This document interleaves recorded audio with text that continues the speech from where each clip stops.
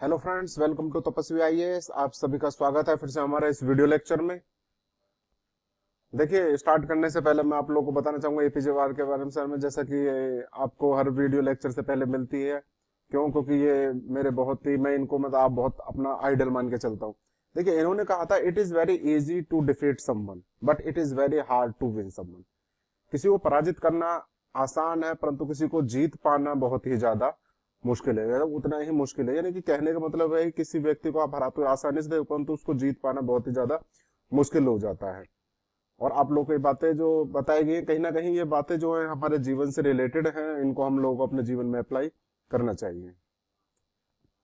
देखिए, आज का जो टॉपिक है DPSP, directive principle of state policy. This video is presented by me Kailash Keval. इससे पहले का लेक्चर आप लोगों को मिल चुका है, जिसमें हम लोगों ने इसके डीपीएसपी के फीचर्स के बारे में और इसके क्लासिफिकेशन के बारे में बात की थी डिटेल में। और इससे आगे हम चलेंगे। जो आज का हमारा टॉपिक रहेगा वो रहेगा criticism of DPSP and conflict between fundamental rights and DPSP. यानी कि जो नीति निर्देशक तत्व है राज्य के, उनकी आलोचना और उनके बीच में फंडामेंटल राइट्स और डीपीएस के बीच में जो कॉन्फ्लिक्ट रहेगा, मतभेद या टकराव है, उनके बारे में हम देखेंगे। जैसे कि पहले स्टार्ट करने से पहले मैं थोड़ा सा आपका रिवीजन हो जाए, बैक में चलते हैं। जैसे डीपीएसपी को आप लोगों को पता है कि ये जो है आपके संविधान में डाले गए हैं, और ये आपके संविधान में पार्ट 4 में इनके बारे में बताया गया है, यानी कि संविधान के भाग 4 में इनके बारे में बताया गया, और आर्टिकल 36 से लेकर के 51 तक में इसमें बारे में बात की गई है। और उसी आधार पर फंडामेंटल राइट्स की अगर बात करते हैं तो फंडामेंटल राइट्स जो है आपके संविधान के अंदर आर्टिकल सॉरी भाग 3 में डाले गए हैं, और आर्टिकल यहाँ पर 12 से जो 35 है उसके बारे में डील करता है। और देखिए, डीपीएसपी को लिया गया है आपके इरिश यानी कि आयरलैंड से लिया गया हो। आयरलैंड वालों ने आप इसको यहाँ पर आयरलैंड से लिया गया था, और आयरलैंड में लिया गया था ये स्पेन के कॉन्स्टिट्यूशन से। तो हमने लास्ट वीडियो लेक्चर में इसके फीचर्स एंड क्लासिफिकेशन के बारे में देखा था, जिसमें हम लोगों ने आर्टिकल देखे थे, और क्लासिफिकेशन को हमने 3 भागों में बांटा था, जिसमें हमारा सोशलिस्ट था, गांधीज था, और लीजिकल इंटेलिजेंट था, यानी कि उदार बौद्धिक सिद्धांत के आधार पर इनको बांटा था। उसके बाद मैंने आप लोगों को बताया कि कुछ नए निदेशक तत्व थे जो उसमें जोड़े गए थे। कुछ हमारे थे जो 42 अमेंडमेंट एक्ट के जरिए जोड़े गए थे, कुछ हमारे थे 44th के जरिए जोड़े गए थे, और एक था हमारा 86 इंस्टीट्यूट अमेंडमेंट एक्ट का था, जिसमें हमने राइट टू एजुकेशन वाले को जोड़ा था, आर्टिकल 21 ए, जिसमें शिक्षा के अधिकार की बात की गई। तो इसी आधार से, और उसी आधार पर आपका एक और अमेंडमेंट किया गया था, 97 कंस्टिट्यूट अमेंडमेंट एक्ट किया था 2011, जिसमें हमने कोऑपरेटिव सोसाइटीज के बारे में बात। तो ये सारे के सारे नए आर्टिकल्स जोड़े गए थे। और जैसा कि मैंने आप लोगों को बताया कि आप लोग प्लीज इन आर्टिकल्स को देख लीजिएगा और अमेंडमेंट को भी देख लीजिए, क्योंकि मोस्टली जो क्वेश्चंस है अमेंडमेंट में से डायरेक्ट क्वेश्चन उठा के पूछ लेता है, या कई बार ऐसा होता है कि डायरेक्ट क्वेश्चन पूछ ले, या कई बार ऐसा होता है कंफ्यूज करने के बदले मतलब स्टेटमेंट को चेंज कर दे, मतलब आर्टिकल दूसरा दे दे और जो आपका अमेंडमेंट है वो दूसरा दे दे। तो उसमें आप लोगों को पहचानना है कि कौन सा सही है कौन सा गलत है, और वो जब भी हो सकता है जब आप लोगों को ये चीजें याद रहेगी। और मैं बार बार आप लोगों से ये बात बोलता हूँ कि प्लीज इनको स्टार्ट करने से पहले, मतलब याद करने से पहले, इनको थोड़ा सा ध्यान से पढ़िएगा, जो कि आपका कॉन्स्टिट्यूशन का और पॉलिटी का जब से सबसे मेन इंपोर्टेंट पार्ट है। तो प्लीज इसको ध्यान रखिएगा, एग्जाम में सबसे ज्यादा मोस्टली क्वेश्चन पूछे जाते हैं। देखिए, स्टार्ट करते हैं क्रिटिसिज्म ऑफ डीपीएसपी, यानी कि आलोचना। जब देखिए कोई भी चीज होती है, कोई चीज बड़ी बनती है या किस चीज को बनाते हैं, तो कहीं ना कहीं उसके आलोचक हैं वो खड़े हो जाते हैं, यानी कि उसके बारे में उसकी आलोचना करना शुरू कर दो। आलोचना का मतलब है कि उसमें कहीं ना कहीं कमियां निकालना शुरू कर देते।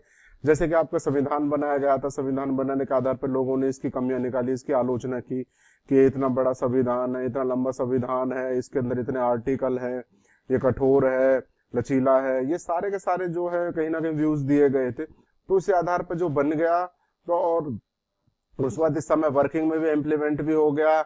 और जैसे कि आप लोग पता, आपका संविधान है कब बनकर तैयार हुआ था, 1949 में, और इम्प्लीमेंट कब हुआ था आपका 1950 में, यानी कि 26 नवंबर 1949 को बनकर तैयार हो गया। तो 26 जनवरी 1950 को ये जो आ गया वो आपका लागू हो गया था, जिस हिसाब से आप लोगों ने अपनी चीजें जो है वो अपने हिसाब से बनाना शुरू कर दी थी। तो उसी हिसाब से इसके अंदर फंडामेंटल राइट डीपीएसपी में डालेगा। तो बात करते हैं डीपीएसपी की। देखिए, इसके आलोचकों के बारे में बात करते हैं। इन्होंने आलोचकों जो थे उन्होंने क्या कहा, सबसे पहले इन्होंने कहा था कि नो लीगल फोर्स, यानी कि कोई कानूनी शक्ति नहीं है। और इसकी जो आलोचना भी थी वो उन्होंने की थी कि जो इसके संविधान सभा के कुछ सदस्य थे या फिर कुछ राजनीतिक सदस्य थे या फिर संवैधानिक विशेषज्ञ जो थे जिन्होंने इनके बारे मतलब उन्होंने ही बनाने के बाद इसकी और या फिर जो इसके मेंबर नहीं थे उन्होंने ही आलोचना इसके बारे में की थी। देखिए ये कहते हैं कि इसकी कोई कानूनी शक्ति नहीं है कहने पर। और सबसे बड़ी जो इन्होंने मेनली जो क्रिटिसाइज किया था वो ये कहा कि नॉन जस्टिसिएबल यानी गैर न्यायोचित है, यानी कि न्यायिक नहीं है। जिस तरीके से आपको पता है फंडामेंटल राइट्स के बारे में अगर हम बात करते हैं, फंडामेंटल राइट्स का कहा गया है कि फंडामेंटल राइट जो है, मौलिक अधिकार जो है वो आपके जस्टिसिएबल है। जस्टिसिएबल का मतलब है न्यायोचित है, यानी कहने का मतलब है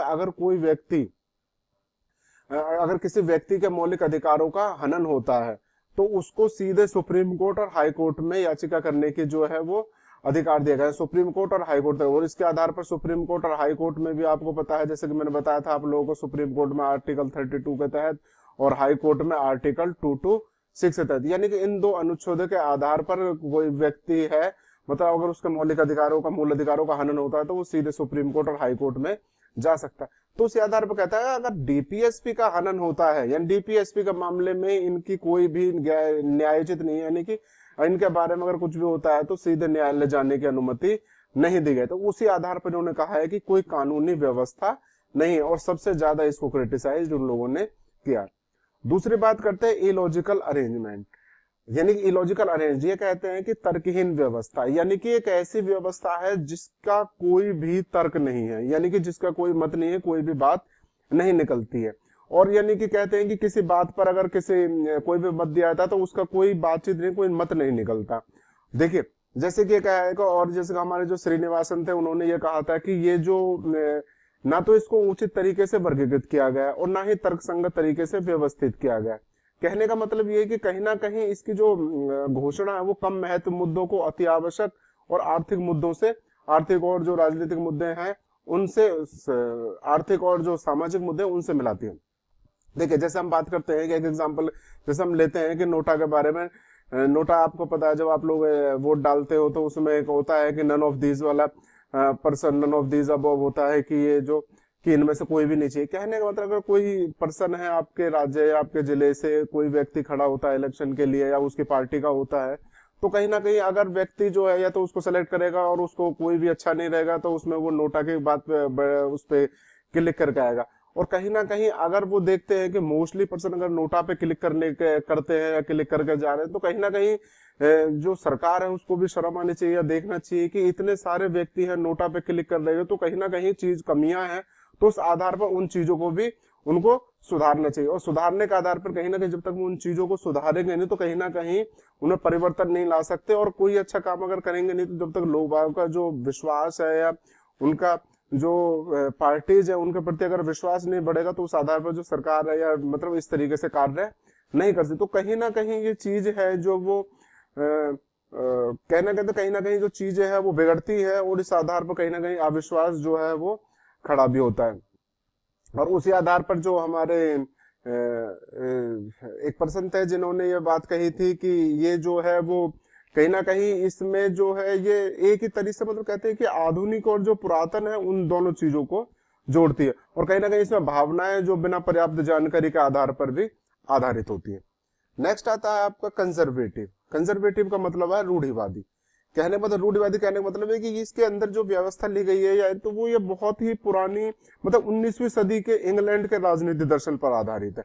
यानी कि जो पुरानी चीजें थी उनके आधार पर थी, मतलब जो वो चीज लेके आ रहे थे, चले आ रहे थे, उन्होंने अपने आधार पर इन चीजों में बातें डाल रखी थी। कहने का मतलब है कि समाजवाद के बिना कोई भी समाजवाद नहीं है। और कहीं ना कहीं उन चीजों ने पुरानी चीजों को अपनाना, पुरानी चीजों को अपनाने के आधार पर अब आपको पता है जैसे जो मॉडर्न जमाना है और आधुनिक चीजों को देखते हुए इसके अंदर जो आधुनिक आधार पर बदलाव किए जाने चाहिए। और ये जो था कि सर आइवर जेनिंग जो थे हमारे, सर आइवर जेनिंग्स जिनको कहा गया था उनके अनुसार मतलब ये निदेशक उनके अनुसार भेजते उन्होंने बताया था। नेक्स्ट आता है कॉन्स्टिट्यूशनल कॉन्फ्लिक्ट, यानी कि संवैधानिक टकराव। और कहीं ना कहीं संवैधानिक टकराव भी उत्पन्न होता है और ये जो हमारे केस आंतरम थे उनके अनुसार इन्होंने कहा था कि टकराव उत्पन्न होता है। अब जैसे दो चीजें बात करते हैं, एक तरफ है सेंटर और दूसरी तरफ है स्टेट। यानी कि अगर मान लीजिए स्टेट के अंदर कोई भी प्रक्रिया सही ढंग से नहीं चल रही है, यानी कि वो जो प्रशासनिक कार्य सही ढंग से नहीं चल रहा है, तो सेंटर को अधिकार है, प्रेसिडेंट को अधिकार है कि उसमें वो कहीं ना कहीं प्रेसिडेंट रूल लगा दे, प्रेसिडेंट शासन लगा देती है। यानी कि आपातकाल लेकर जिसको राष्ट्रपति शासन बोला जाता है, तो उसकी जो व्यवस्था है वो राष्ट्रपति के अकॉर्डिंग चलती है। तो कहीं ना कहीं अगर इस आधार पर देखा है तो इन दोनों के बीच में कॉन्फ्लिक्ट होता है कि सेंटर और स्टेट के बीच में कहीं ना कहीं कॉन्फ्लिक्ट की बात है जो वो उत्पन्न होती है। नेक्स्ट देते हैं between the president and prime minister. अब देखिए प्रेसिडेंट और प्राइम मिनिस्टर के आधार पर होती है। आपको पता है प्रेसिडेंट जो है वो किसी पार्टी का नहीं होता, किसी पार्टी का पर्सन नहीं होता है, उसको अलग नियुक्त किया जाता है, जिसमें लोकसभा, राज्यसभा, विधानमंडल, ये सारे के सारे जो पर्सन होते हैं इनको चुनते हैं। जब हम प्रेसिडेंट वाला चैप्टर पढ़ेंगे तो उसमें हम एक्सप्लेन करेंगे पूरी तरीके से। तो इसे मान लीजिए जो है लोकसभा है, लोकसभा के अंदर कोई भी बिल पास होता है और लोकसभा के अंदर बिल पास होगा, फिर वो राज्यसभा के अंदर जाता है और राज्यसभा के अंदर पास होने के बाद वो प्रेसिडेंट के पास जाता है, यानी सिग्नेचर होने के लिए। अगर प्रेसिडेंट उसके ऊपर सिग्नेचर कर देता है, अगर प्रेसिडेंट सिग्नेचर कर देता है तो वो एक तरीके से क्या होता है, लॉ बन जाता है। परंतु अगर सिग्नेचर करने से मना कर देता है तो वो किसी प्रकार का लॉ नहीं बनता है। तो यानी कि कहीं ना कहीं प्राइम मिनिस्टर ये कहता है कि जो बिल पारित करा है, लोकसभा में बिल पास हुआ है, उसके आधार पर आप सिग्नेचर क्यों नहीं कर रहे हो, किस तरीके से, तो उस आधार पर भी कहीं ना कहीं चीजें जो इनके बीच में मतभेद की जो स्थिति है वो भी कहीं ना कहीं उत्पन्न हो जाती है। और तीसरा देखते हैं कि गवर्नर और चीफ मिनिस्टर, और चीफ मिनिस्टर और गवर्नर के बीच में भी देखा जाए तो कहीं ना कहीं ये बात उत्पन्न होती है, क्योंकि गवर्नर जो होता है वो राज्य का प्रमुख माना जाता है। जिस हिसाब से सेंटर के अंदर जो कहते हैं सेंटर के अंदर जो पावर और पोजीशन जो उसकी है प्रेसिडेंट की है, वही स्टेट के अंदर जो बात करते हैं गवर्नर की है। तो कहीं ना कहीं गवर्नर जो इसके बीच में भी, यानी कि वही बिल तरह के अगर विधानमंडल में आता है तो पास होता है, गवर्नर सिग्नेचर नहीं करता, तो कहीं ना कहीं इन दोनों के बीच में जो कॉन्फ्लिक्ट यानी टकराव की जो स्थिति है वो कहीं ना कहीं वो उत्पन्न हो जाती है। तो इस आधार पर ये है जो स्थिति उत्पन्न होती है, तो कहीं ना कहीं ये चीजें हैं वो कहीं ना कहीं दिक्कत करते थे। इस आधार पर जो हमारे आलोचक थे उन्होंने इसकी आलोचना इस आधार पर करी थी। नेक्स्ट आता है directive also play the following, मतलब जो हमारे डायरेक्टिव जो निर्देशक तत्व है वो कहीं ना कहीं जो फॉलोइंग रूल जो हमारे रोल है उनको भी निभाते हैं, कुछ तरीके की भूमिकाएं हैं उनको भी अदा करते हैं। जिस तरीके की इसमें बता रखा है कि कहीं ना कहीं ये सारे के सारी जो नीतियां हैं आपके पॉलिटिकल है, सोशल है और सामाजिक है, तो कहीं ना कहीं ये सामाजिक क्षेत्र की जो मतलब जितनी भी घरेलू नीतियां हैं कहीं ना कहीं आपके विदेशी नीतियों में स्थायित्व निरंतरता को बनाए रखने में भले ही सत्ता में परिवर्तन है। कहने का मतलब ये कि अगर पार्टी आती है जाती है, कहीं ना कहीं पार्टी में अगर बदलाव होता है तो ये सारी की सारी चीजें बनी रहेंगी। ये ऐसा नहीं कि एक पार्टी गई तो उस आधार पर हम पॉलिटिकल, इकोनॉमिकल, सोशल जो चीजें हम लोग उनको प्रोवाइड नहीं करवा सकते या उनमें उनको चीजों को हम हटा देंगे। अगर वो सरकार गई तो हम इस तरीके की बातें नहीं कर सकते। यानी कि जैसे कहते हैं कि मान लीजिए कोई राज्य है, कोई स्कीम निकालता है, किसी राज्य निकाल मतलब किसी सरकार ने कोई स्कीम निकाल दी और कुछ दिन बाद उस सरकार का जो है वो हट जाती है, हार जाती है, तो दूसरी सरकार आती है, तो उसमें ये नई सरकार आके ये नहीं कह सकती कि ये जो स्कीम चलाई गई थी पुरानी सरकार ने चलाई थी और इस आधार पर इसको आगे कंटिन्यू नहीं किया जा सकता। तो इस आधार पर ये सारी चीजें नहीं हो सकती है। दूसरा कहता है कि ये कहीं ना कहीं जो आपके नागरिकों को जो मौलिक अधिकारों के पूरक होते हैं, कहीं ना कहीं ये जो आपके डीपीएसपी है वो मौलिक अधिकारों को पूरक होते हैं, यानी कि इनके अंडर ही वार करते हैं। और ये इस आधार पर ये कहीं ना कहीं ये जो तीन भाग है इसमें सामाजिक आर्थिक अधिकारों की व्यवस्था करते हुए और उनकी जो रिक्तियां यानी कि पार्ट 3 के अंदर फंडामेंटल राइट्स की बातें करी गई है, तो इस आधार पर ये कहता है कहीं ना कहीं उनकी जो कमियां हैं उनको पूरा करते हैं। और इस आधार पर इनके जो आपके जो मूल अधिकार है इनको जो प्रॉपर तरीके से मतलब मूल अधिकारों के अंतर्गत नागरिकों द्वारा इनका क्या कहते हैं कार्य भी किया, क्रियान्वयन भी किया गया है, जो कि पूर्ण और उचित लाभ के पक्ष में माहौल में जो उत्पन्न करता है। कहने का मतलब यह है कि अगर देखा जाए तो जो राजनीतिक लोकतंत्र बिना आर्थिक तंत्र का कोई भी अर्थ नहीं लेता है, यानी कि विदाउट इकोनॉमिक डेमोक्रेसी, यानी कि विदाउट इकोनॉमिक डेमोक्रेसी के इसका कोई भी मीनिंग नहीं है। और कहीं ना कहीं जब ये बात करते हैं कि ये विपक्ष द्वारा सरकार का जो इस पे नियंत्रण हो जाता है डीपीएसपी पे कहीं ना कहीं हो, तो विपक्ष जो है या सत्तारूढ़ के जो दल पार्टी है वो निजी तत्वों पर कहीं ना कहीं विरोध और इसके कार्यकलाप आधार पर कहीं ना कहीं इस पे जो है वो आपके क्या कहते हैं आरोप भी इस पर लगा सकती है। तो उस आधार पर ये कहीं ना कहीं जब आरोप लगाते तो इसकी परफॉर्मेंस है कि इसकी जो परफॉर्मेंस है गवर्नमेंट के, उस आधार पर भी कहीं ना कहीं बातें हैं जो वो कह सकती है। इसमें जो पीपल है वो एग्जामिन करता है कि इसकी जो पॉलिसीज है, सरकार की पॉलिसीज है, जो कार्यक्रम है, उनको कॉन्स्टिट्यूशनल डिक्लेरेशन के आधार पर, यानी कि ये कहते हैं कि सरकार की जो नीति और कार्यक्रम है उनका परीक्षण कर संवैधानिक घोषणाओं के आलोक रूप में कर सकते हैं। तो कहीं ना कहीं इनके बातें में जो डीपीएस में इस तरीके के रोल भी आपके निभाते, और इसको फिर राजनीतिक घोषणा पत्र की भी तरह कहा गया है। इसको जैसे कॉमन पोर्टफोलियो मैनिफेस्टो कहा गया है कि एक राजनीतिक घोषणा पत्र, और कहीं ना कहीं एक जो इसमें पॉलिटिकल आइडियोलॉजी को आपके सत्तारूढ़ पार्टी है उसके आधार पर कहीं ना कहीं विधायिका और जो आपके कार्यपालिका इनके आधार पर इन तथ्यों को जो वो स्वीकार भी करती है। अब देखिए ये डीपीएसपी जो है मेन चीज ये आपको पता है कि जब कोई राज्य नियम या कानून बनाता है तो उसके आधार पर वो नियम या कानून को बनाने के आधार पर इन चीजों को ध्यान में रखता है। इन चीजों को ध्यान में रखने के आधार पर कोई नियम बना सकता है, और ऐसा नहीं है कि जो सरकार उसमें पार्टी में यानी जो सरकार रिप्रेजेंट वर्क कर रही है और आपके जो ओपोजिशन में सरकार बैठी है उस आधार पर उसको कोई हक नहीं है। तो कहीं ना कहीं वो इन चीजों को लागू करने में या ना लागू करने में कहीं ना कहीं वो भी किसी तरह का मतभेद भी उत्पन्न करते हैं। तो इस आधार पर इसको एक कहते हैं कि राजनीतिक घोषणा पत्र की तरह इसको कहा गया है, और इसके आधार पर कहीं ना कहीं ये भी मानते हैं कि ये जो है कहीं ना कहीं इसके गाइड है, फिलोसफर है, फ्रेंड है, यानी कि ये तत्व हैं जो इसके प्रदर्शक, दार्शनिक और मित्र की तरह है, यानी मित्र के रूप में कार्य करते हैं। आगे देखिए conflict between fundamental rights and DPS, यहाँ पर टकराव की स्थिति जो है वो उत्पन्न होती है। देखिए सबसे पहले बात करते हैं कि इसमें केसेस हैं, प्लीज इन केसेस को थोड़ा सा ध्यान से समझने की कोशिश कीजिए। क्यों? क्योंकि ये जो केसेस हैं बहुत ही ज्यादा इंपॉर्टेंट केसेस हैं जिनके बारे में बताया गया है। देखिए सबसे पहला जो केस है वो है आपका चंपाकन डोराई राजन केस 1951। ये सबसे पहला केस है जो कि 1951 में उठकर आया था। इसमें यह कहा गया था कि इस केस में जो फंडामेंटल राइट्स को ज्यादा पावर दी गई थी, यानी कि फंडामेंटल राइट्स को ज्यादा पावर दी थी कंपेयर टू डीपीएसपी, यानी कि डायरेक्टिव प्रिंसिपल के मामले में अगर देखा जाए तो उन्होंने कहा था कि फंडामेंटल राइट्स है वो ज्यादा इंपॉर्टेंस रखते हैं किसके मुकाबले? डीपीएसपी के मुकाबले। अब वो डीपीएसपी के मुकाबले ज्यादा होता तो कभी कभी जो है डीपीएसपी की और इन दोनों के बीच में कहीं ना कहीं लड़ाई होती रहती, और उसमें आधार पर देखना था कि इन दोनों में से किसको इम्प्लीमेंट करना है, यानी किस तरीके से इनको इम्प्लीमेंट करना, फंडामेंटल राइट्स को इम्प्लीमेंट करना है या डीपीएसपी को इम्प्लीमेंट करना है। तो इसी बीच में इन दोनों के बीच में कहीं ना कहीं लड़ाई चलती रहती थी। परंतु हमने देखा कि हमने जो बात करी थी हमने सबसे पहले जो फंडामेंटल राइट्स को उसको इम्प्लीमेंट कर दिया, यानी कि उसको प्रेफरेंस सबसे ज्यादा दिया गया था और इसको इम्प्लीमेंट करो। और कहीं ना कहीं इनको इम्प्लीमेंट करने के आधार पर जो डीपीएसपी थे, हमारे डीपीएसपी थे, उसको हमने इसकी सब्सिडी बना दिया था। फंडामेंटल यानी कि मूल अधिकार जो है उनकी इसको सब्सिडी बना दिया था, और जो सब्सिडी बनाने का था मतलब ये इसके नीचे वर्क करेंगे, और इसमें जो प्रेफरेंस दिया गया तो फंडामेंटल राइट्स है वो सबसे ज्यादा ऊपर और सर्वोच्च इसको माना गया था। अब उसके बाद इसमें एक केस आया था, इसमें थोड़ा सा चेंज आया था, जिसमें गोलकनाथ केस था, 1967 वाला केस था। और 1967 वाला केस था, इसमें आधार पर देखिए इसमें जब ये केस आया था तो उससे पहले एक केस और हमने इससे बाद में केस आया था जिसमें हमने सुना होगा 1973 वाला केशवानंद भारती वाला केस था, जिसमें केशवानंद भारती वाले केस में भी ये बात की गई थी। उसमें ये कहा गया था कि इसमें आप लोग इसमें किसी प्रकार का चेंज कर सकते हो परंतु बिना बेसिक स्ट्रक्चर को चेंज, यानी कि इसके बेसिक स्ट्रक्चर में आपको किसी प्रकार का कोई चेंज नहीं करना है, यानी कि बेसिक स्ट्रक्चर को आपको नहीं छूना है। और बेसिक स्ट्रक्चर की बात पहले से रही कि आप लोग इसमें किसी प्रकार को अमेंड नहीं कर सकते, उसके अंदर चीजों को ऐड कर सकते हो परंतु उसके आधार पर उनको चीजों को घटा नहीं सकते हैं। और जब देखिए ये जो बात थे कि जब केस आया था वो आपको पता है ऑन दैट टाइम हमारी इमरजेंसी लगी हुई थी 1975 में, 1975 से लेकर 77 में इमरजेंसी का दौर जो है वो चल रहा था।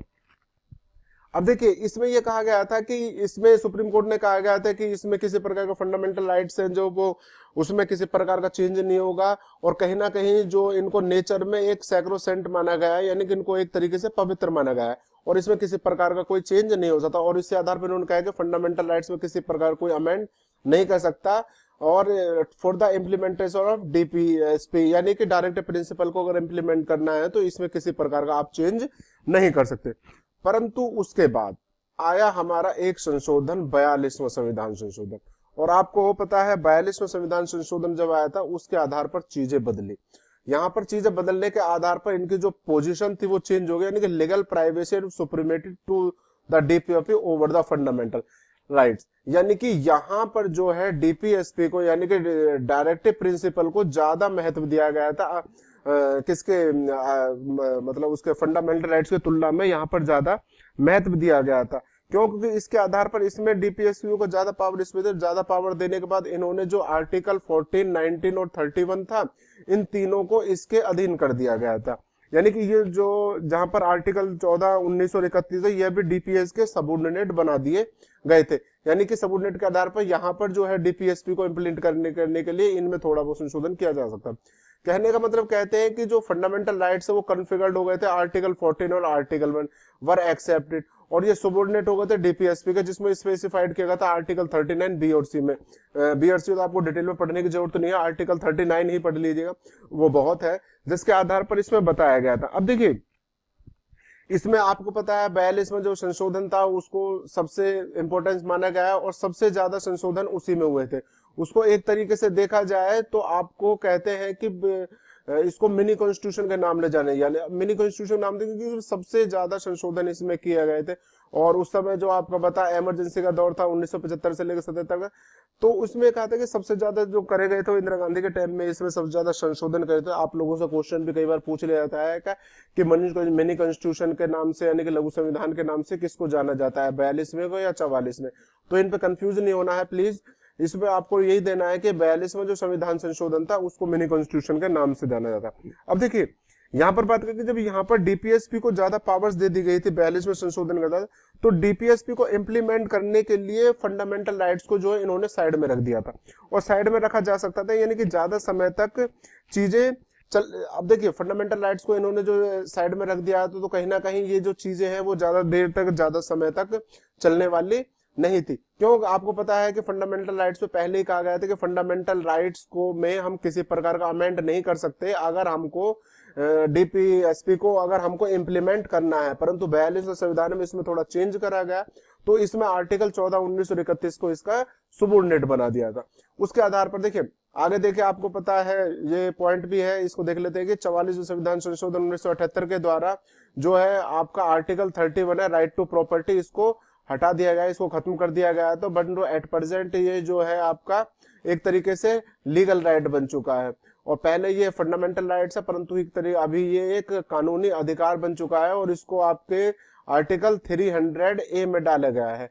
यानी कि पहले आर्टिकल कौन सा इसका आर्टिकल 31, और अब इस समय आर्टिकल इसका 300A हो गया है, और आपके संविधान के भाग 12 में इसको शामिल किया गया है। यहाँ पर आपके जो फंडामेंटल राइट्स है वो आपके पार्ट 3 में शामिल है, और उस आधार पर इसको 12वें भाग में शामिल किया गया। तो इसके 22वें भाग में इसको शामिल किया गया है। तो यहाँ पर देखिए चीजें जो है वो मैं उसके बाद फिर आपका जो है मिनर्वा केस आता है 1980 वाला, और इस मिनर्वा केस वाले में बताया गया था कि जैसे कि इसमें जब मिनर्वा केस आया था तो इसमें थोड़ा बहुत चेंज हुआ। मतलब मिनर्वा केस वाले में कहीं ना कहीं इसमें दूध और पानी, मतलब दूध का दूध और पानी का पानी कहते हैं इसको, दूध का दूध और पानी का पानी इसको अलग कर दिया गया था, और पानी दूध मतलब कहने मतलब चीजें हैं जो बिल्कुल क्लियर कर दी गई थी। अब देखिए क्लियर करने के आधार पर इसने कहा था कि ये दोनों ही अपनी अपनी जगह से है, फंडामेंटल राइट्स यहाँ पर इसको ये 12 है, इसको 22 नहीं समझना है आपको। देखिए तो कहीं ना कहीं इन्होंने कहा था कि फंडामेंटल राइट्स और डीपी है यानी कि आपके जो मौलिक अधिकार और जो डायरेक्टिव प्रिंसिपल्स है वो दोनों ही अपनी अपनी जगह सही है। मतलब दोनों के ऊपर ही जो है एक तरीके से देखा जाए तो हमारा जो है कॉन्स्टिट्यूशन टिका हुआ है। और कहने के कि इन दोनों को जो है एक यहाँ पर एक वर्ड दे रखा है जिसको कहा गया है आपका bedrock of the balance between fundamental. मतलब ये कॉन्स्टिट्यूशन के एक तरीके से इनकी बेडरॉक के रूप में कार्य करता है। आगे देखिए इसमें कहा गया है कि हम जो फंडामेंटल में राइट्स में अमेंड तो कर सकते हैं परंतु डीपीएस को इंप्लीमेंट करने के लिए यहाँ पर भी क्वेश्चन मार्क लगा दिया गया है।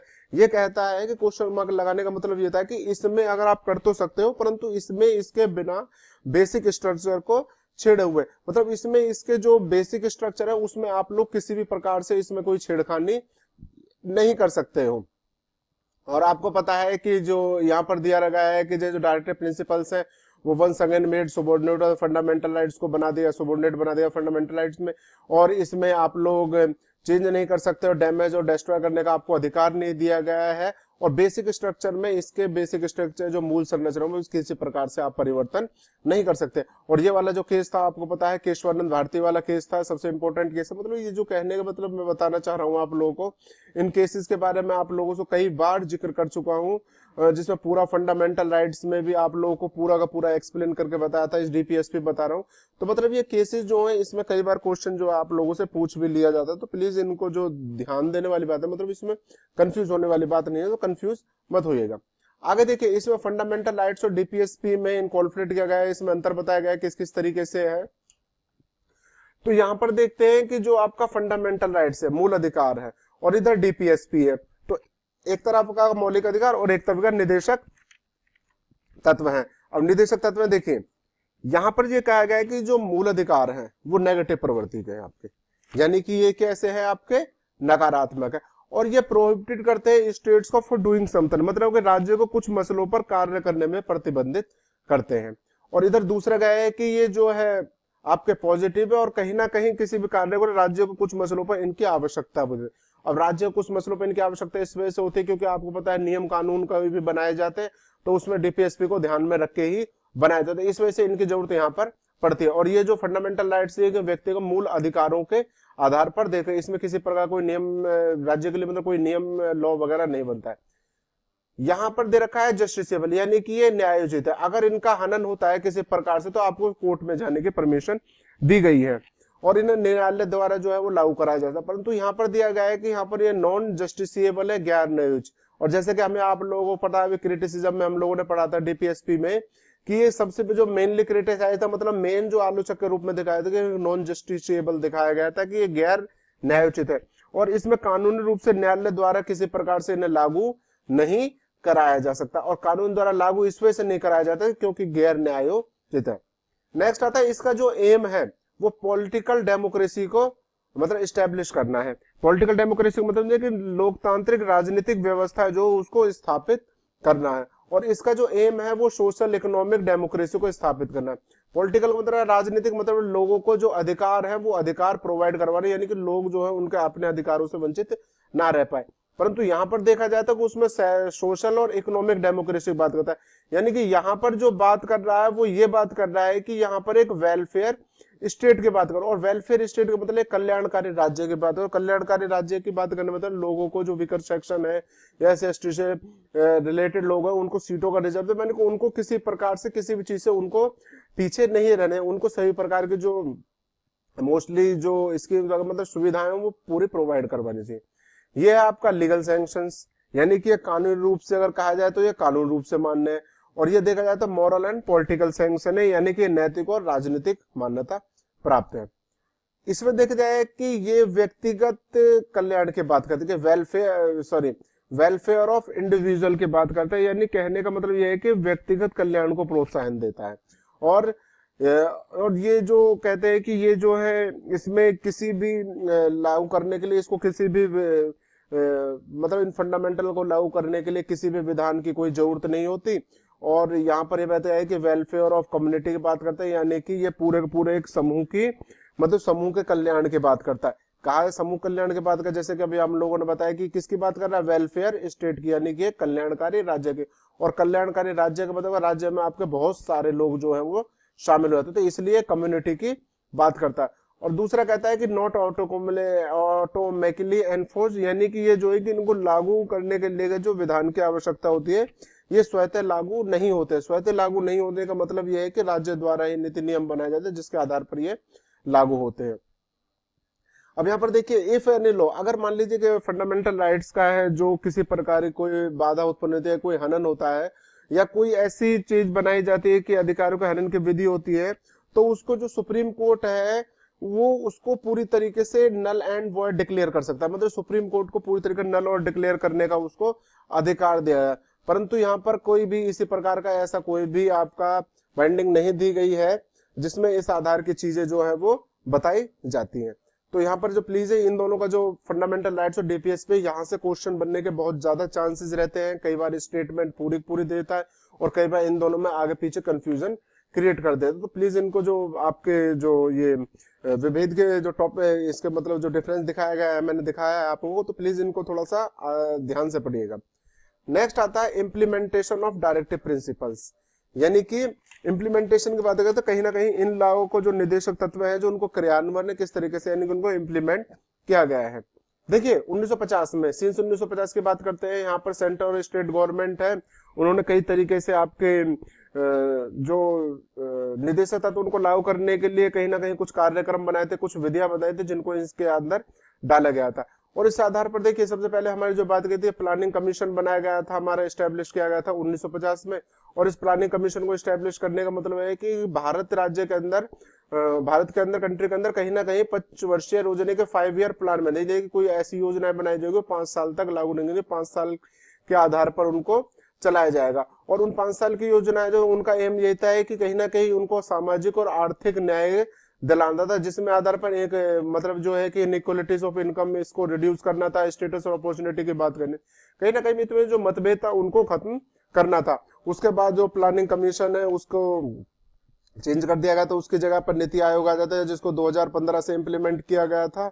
और इस समय हम नीति आयोग पढ़ते हैं। आप लोगों को पता है कि what is the full form of नीति, नीति की फुल फॉर्म क्या है?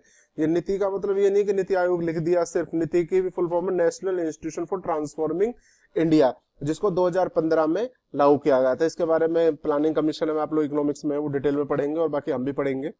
देखिए इसमें जो आगे कहा गया था कि इसमें जो है वो सभी राज्य थे उन लोगों ने भूमि सुधार कानून जो है वो पारित किए थे, और भूमि सुधार कानून पारित करने में ग्रामीण स्तर पे जितने भी कृषि समुदाय स्थिति में उसमें सुधार किया जा सकता था। और उनमें सुधार करने के आधार पर यह था कि कहीं भी जैसे कि आप लोगों ने देखा होगा लोग बागों पर जमीनें पड़ी होती थी और उन लोगों को जो है उनमें कृषि करी जाए या किस तरीके से उनमें सुधार किया जाना चाहिए। उसमें देखिए कि इसके अंदर जो है कई बार ऐसा होता है कि कुछ जमींदार होते थे, जागीरदार होते थे या फिर कहते हैं कि इनामदार होते थे, इन सभी बिचौलियों जैसी स्थितियों को बिल्कुल ही समाप्त कर दिया। मतलब जो पर्सन है और जो डायरेक्ट पार्टी है उससे पूरा का पूरा रिलेशन है जो इस चीज में करवा दिया गया था। और करवा दिया गया तो मतलब कहने का मतलब इसमें किसी तरह का कोई भी बीच की जो बातें हैं उसको शामिल नहीं किया गया था। और शामिल नहीं किया करने का आधार पर इसमें जैसे कि आप लोगों को पता होगा कहीं ना कहीं चीजें हैं बिचौलियों को समाप्त करने में। तो कहने का मतलब किसी के पास मान लीजिए अगर ज्यादा जमीन है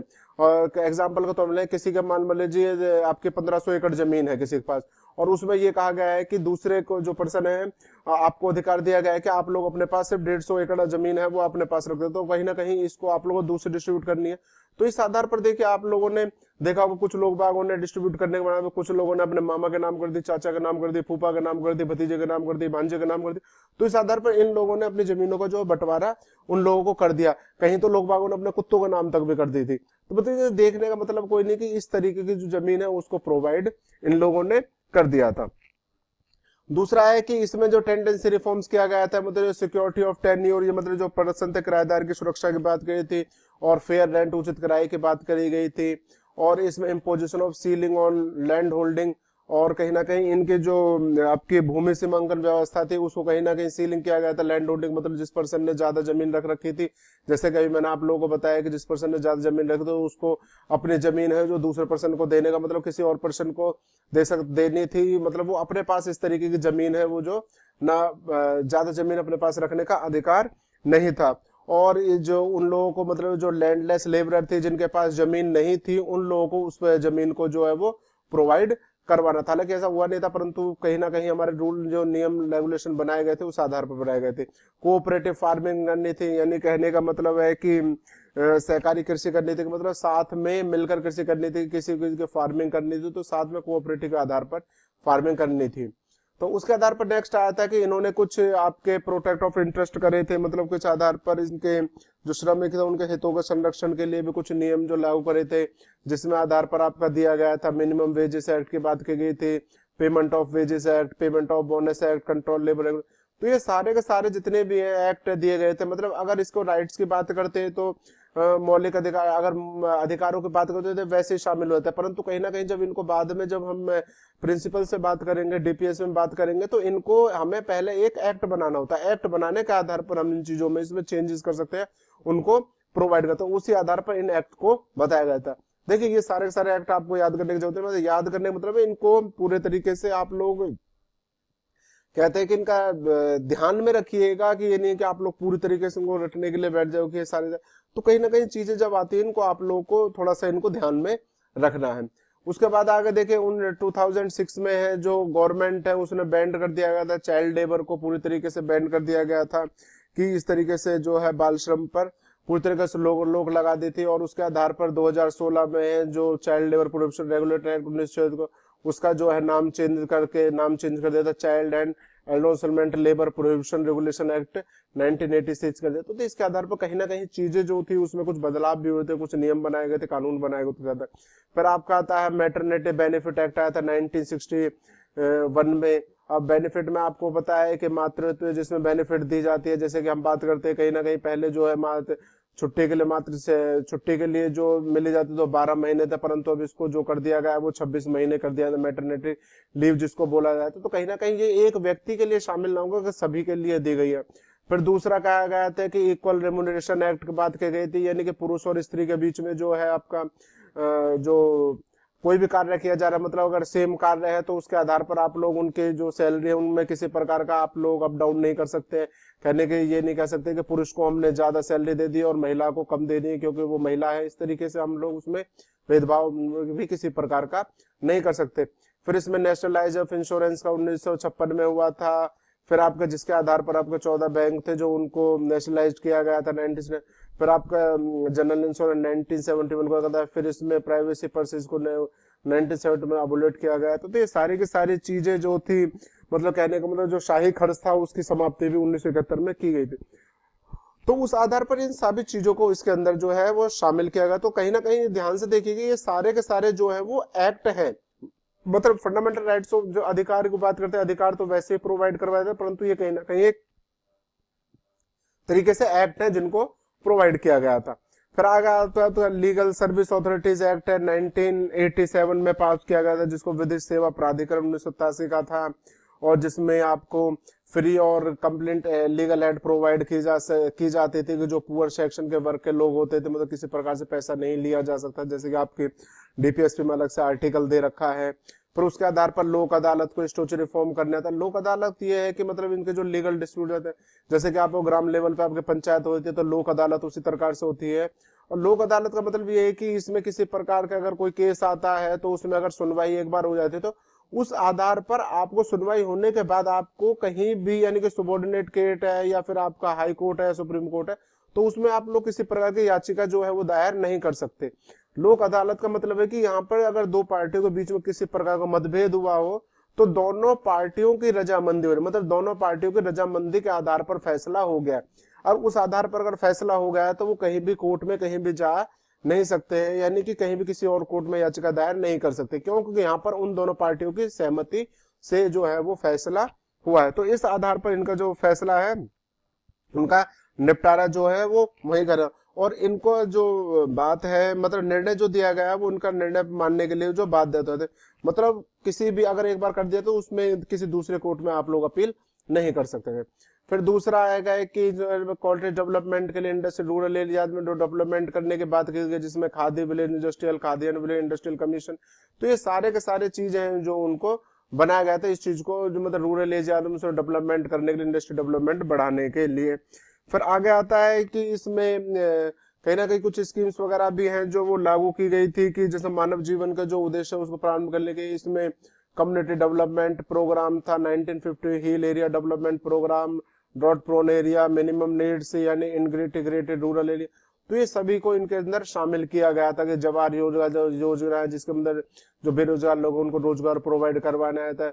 फिर स्वर्ण जयंती ग्राम स्वरोजगार योजना है, संपूर्ण ग्रामीण रोजगार योजना है, नेशनल रूरल एम्प्लॉयमेंट करने जिसको नरेगा कहा गया था, परंतु इस समय इसका नाम इसमें महात्मा गांधी जोड़ दिया गया है, तो इसमें अब इसको मनरेगा के नाम से जो है वो जाना जाता है।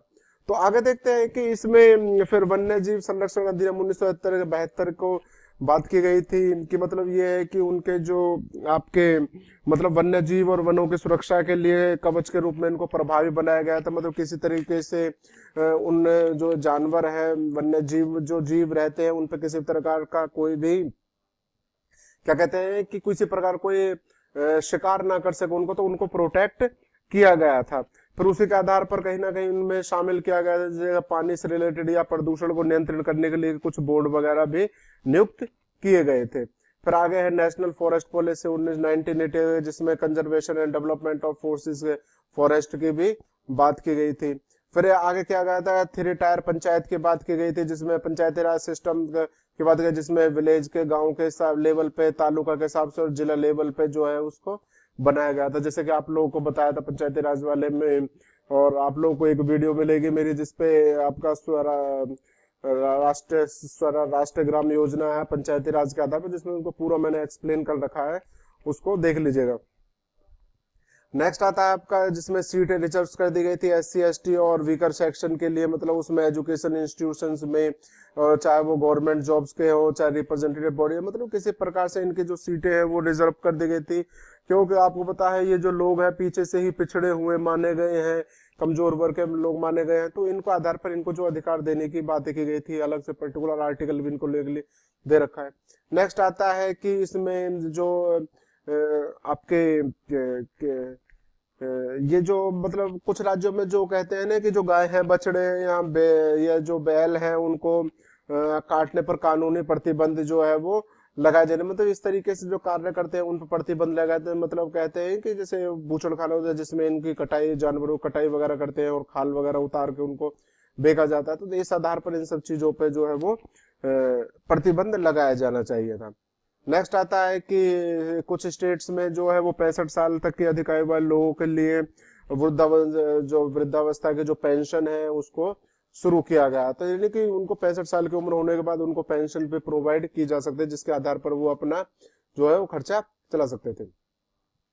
नेक्स्ट आता है कि इंडिया जो है उसने फॉलोइंग किया था पॉलिसी में, जिसमें नॉन अलाइनमेंट था और पंचशील था, जिसको प्रमोट किया था इंटरनेशनल पीस एंड सिक्योरिटी, अंतरराष्ट्रीय स्तर पर जो देखा जाए तो अंतरराष्ट्रीय शांति और सुरक्षा को बढ़ावा देने के लिए अपनाया गया था।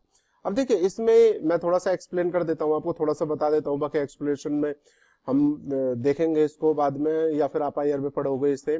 देखिए नॉन अलाइंड वे में मतलब इसको कहा गया था कि गुट निरपेक्ष आंदोलन, जो कि कहने मतलब जो राष्ट्रों की एक अंतरराष्ट्रीय संस्था थी, और ये जो संस्था थी इसकी जो स्थापना हुई थी वो सन 1961 के अंदर इसकी स्थापना हुई थी।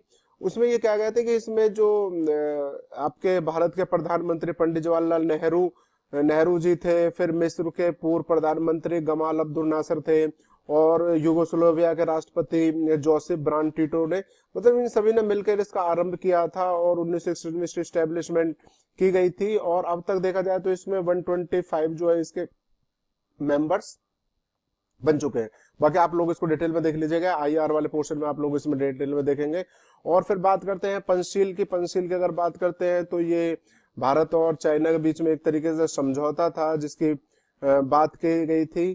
तो ये कहते हैं कहीं ना कहीं इसको भी एक बताया गया था कि ये भी एक भूल थी नेहरू जी की, जिन्होंने कार्य करा था इसमें। तो इसमें 4-5 बातें लिखी गई थी, जिसमें बताया गया था कि एक दूसरे की अखंडता और संप्रभुता का हमें सम्मान करना है, समान और परस्पर जो लाभकारी संबंध वो बनाने हैं, शांतिपूर्ण सहस्तित्व बनाना है, एक दूसरे पर आक्रमण नहीं करना है, और मतलब किसी के जो आंतरिक मामले उनमें किसी प्रकार को हस्तक्षेप नहीं करना है।